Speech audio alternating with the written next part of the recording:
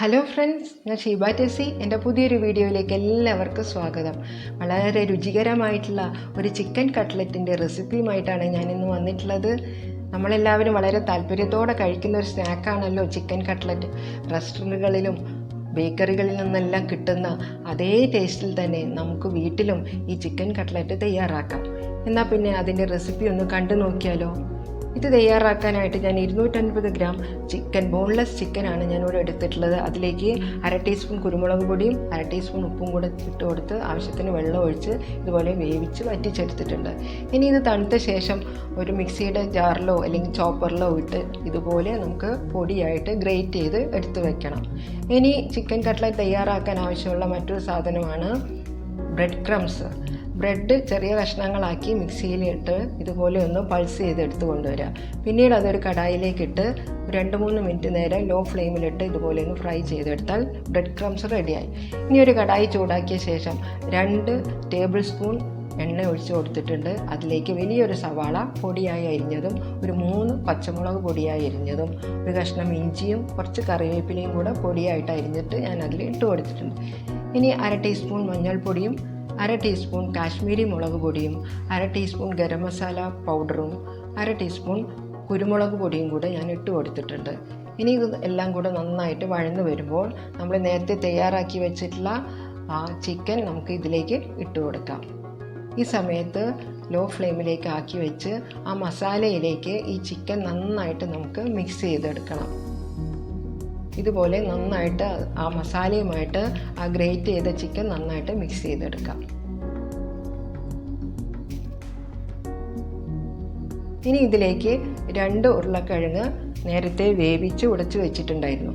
അതുകൂടെ നമുക്ക് ഇതിലേക്ക് ഇട്ട് കൊടുത്തിട്ട് ആ ചിക്കൻ്റെ കൂട്ടിലേക്ക് ഈ ഉരുളക്കിഴങ്ങ് വേവിച്ചത് നമുക്ക് നന്നായിട്ട് ഒന്ന് മിക്സ് ചെയ്തെടുക്കണം.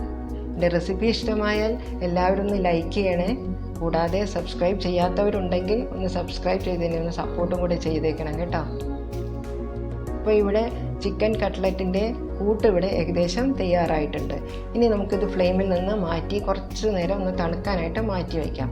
ഈ സമയത്ത് ഉപ്പിൻ്റെയും എരിവിൻ്റെയും ടേസ്റ്റ് നമ്മളൊന്ന് നോക്കണം. ആവശ്യത്തിന് ഉപ്പ് വേണമെങ്കിൽ ഈ സമയത്ത് ചേർത്ത് കൊടുക്കാം. ഇനി ഇത് കൈവച്ച് നന്നായിട്ട് കുഴച്ചെടുക്കണം. ഇനി കുഴച്ചെടുത്ത ശേഷം ഇതുപോലെ നമുക്ക് ഓരോ ഉരുളകളാക്കി നമുക്ക് ആദ്യം അങ്ങ് തയ്യാറാക്കി വയ്ക്കാം. ഇതിൽ നിന്നും ഏകദേശം എനിക്കൊരു 10-12 ഉരുളകൾ കട്ട്ലറ്റിന് തയ്യാറാക്കാനായിട്ട് കിട്ടിയിട്ടുണ്ട്. ഇനി ഒരു കോഴിമുട്ട ഇതുപോലെ ബീറ്റ് ചെയ്തത് പാത്രത്തിലെടുക്കാം. മറ്റൊരു പാത്രത്തിൽ ബ്രെഡ് ക്രംസും എടുത്ത് വയ്ക്കണം. ഇനി ഓരോ ഉരുളകൾ ഇതുപോലെ എടുത്ത് കൈവെള്ളയിൽ വെച്ച് ചെറുതായിട്ടൊന്ന് പ്രസ് ചെയ്ത് നമുക്ക് ആവശ്യത്തിനുള്ള വലുപ്പത്തിലാക്കിയ ശേഷം ആദ്യം മുട്ടയുടെ മിക്സിയിലേക്ക് കട്ട്ലറ്റ് ഒന്ന് കോട്ട് ചെയ്തെടുക്കാം. പിന്നീട് അത് ബ്രെഡ് ക്രംസിലേക്ക് വെക്കണം. ഇനി ബ്രെഡ് ക്രംസും ഇതുപോലെ തന്നെ നന്നായിട്ട് കോട്ട് ചെയ്യണം. ഇനി ഇതുപോലെ നമുക്ക് എല്ലാ കട്ട്ലറ്റും തയ്യാറാക്കിയ ശേഷം നമുക്കത് ഫ്രൈ ചെയ്തെടുക്കാം. ഇതുപോലെ എണ്ണ നന്നായിട്ട് ചൂടായി വരുമ്പോൾ ഓരോ കട്ട്ലറ്റുകളായിട്ട് അതിലേക്ക് ഇട്ട് കൊടുത്ത് ഇരുവശവും നല്ലപോലെ ക്രിസ്പിയാക്കി മുരിച്ചെടുത്ത ശേഷം നമുക്ക് കഴിക്കാവുന്നതാണ്.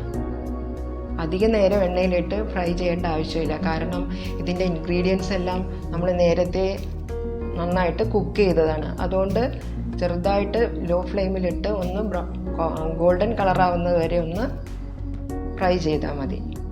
ഇനിയിപ്പോൾ നമുക്കത് ഓരോന്നായിട്ട് കോരിയെടുത്ത് മാറ്റി വയ്ക്കാം. വൈകുന്നേരം 4 മണിക്ക് ചായയുടെ കൂടെ കഴിക്കാം. അതുപോലെ തന്നെ ഗസ്റ്റൊക്കെ വരുമ്പോൾ പെട്ടെന്ന് നമുക്കിത് തയ്യാറാക്കി കൊടുക്കാം. ഇതിൻ്റെ നേരത്തെ നമ്മൾ തയ്യാറാക്കിയ ആ കട്ട്ലറ്റിൻ്റെ ആ മാവ് നമുക്ക് ഫ്രിഡ്ജിൽ സൂക്ഷിച്ച് വെക്കാവുന്നതാണ്. അപ്പോൾ ആരെങ്കിലും വരുമ്പോൾ പെട്ടെന്ന് നമുക്കിത് തയ്യാറാക്കി കൊടുക്കാം. അപ്പോൾ താങ്ക് യു ഫോർ വാച്ചിങ്.